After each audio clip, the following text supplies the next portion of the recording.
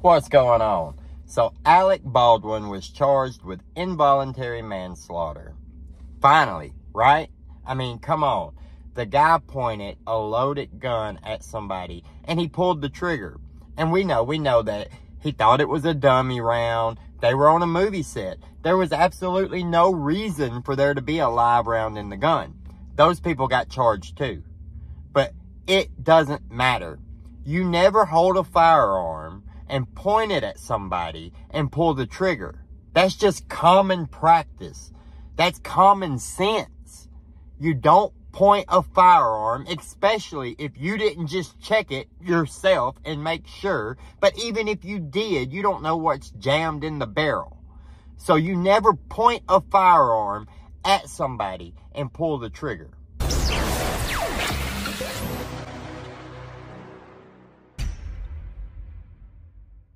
He's charged with involuntary manslaughter. Is he going to get convicted? I don't know. But I do know that it doesn't look good that he's lied about pulling the trigger multiple times. Now, I guess he thought he could get away with that because revolvers are finicky sometimes, right? I've got a buddy who had a little .22 revolver in his jacket pocket. He bent over in his garage to pick something up. That revolver fell out of his pocket, hit the ground, went off, and shattered his shin bone. That sucks. I'm sorry for him. But he had that pistol loaded and cocked in his pocket.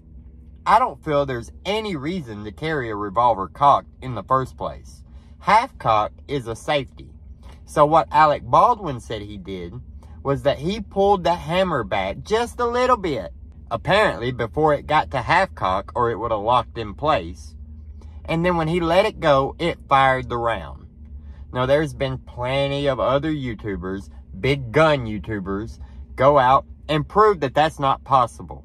That no matter how hot the round is, there's not enough force from that hammer before half-cock when it comes forward to hit that primer and make that gun go off. It just doesn't happen. And that's that. I mean, he had to pull the hammer all the way back, and then he had to pull the trigger. Now, the question comes to what really happened.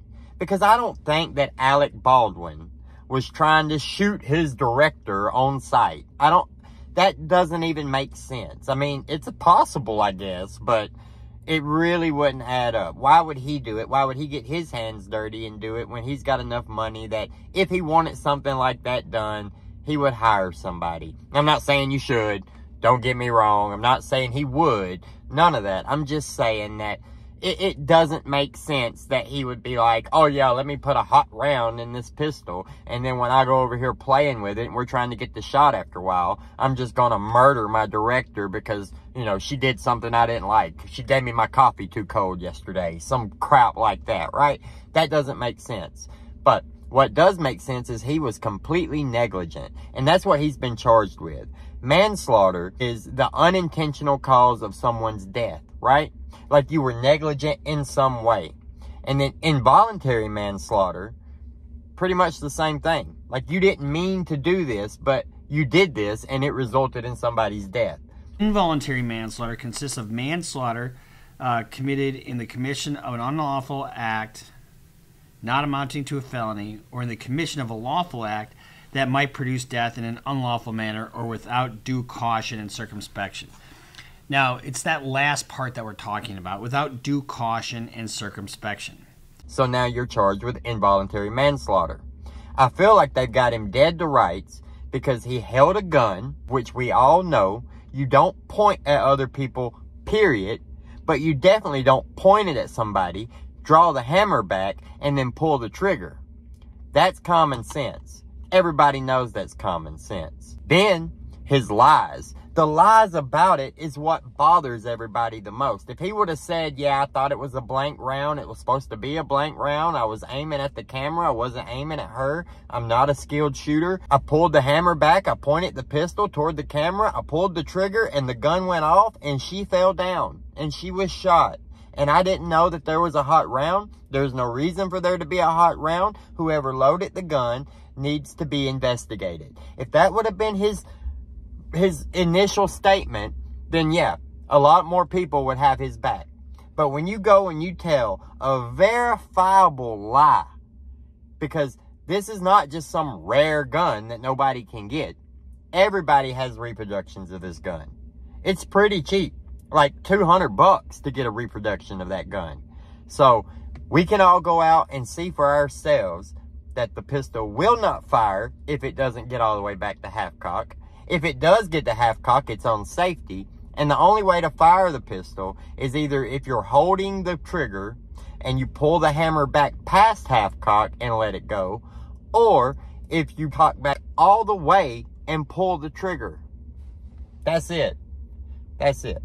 So how's it going to go in court? I don't know. I know his defense is probably going to go in saying he was on a movie set. He had a reasonable expectation that there was no live rounds in the pistol. He had a reasonable expectation not to know enough about the pistol to check it out, even though he was handling the pistol. He had a reasonable expectation to point the pistol in that direction to get the shot that was being directed by the person who got shot and who told him to point the pistol in that direction. That's going to be his defense, I'm sure. But at the end of the day, personal responsibility is king. If you have a firearm, it is your responsibility to familiarize yourself with that firearm. If somebody hands me a gun, I don't care who it is. It can be my father, it can be my son, it can be my sister, it can be anybody in the world, a complete stranger.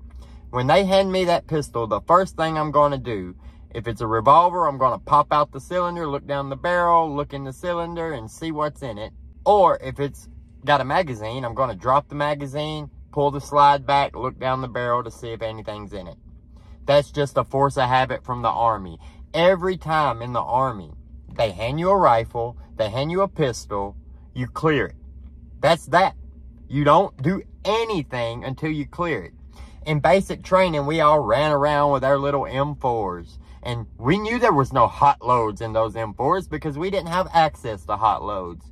But it didn't matter. If my battle buddy was going to the bathroom and he handed me his rifle to hold for him while he was in the bathroom, I checked and cleared that rifle. That's common practice, right?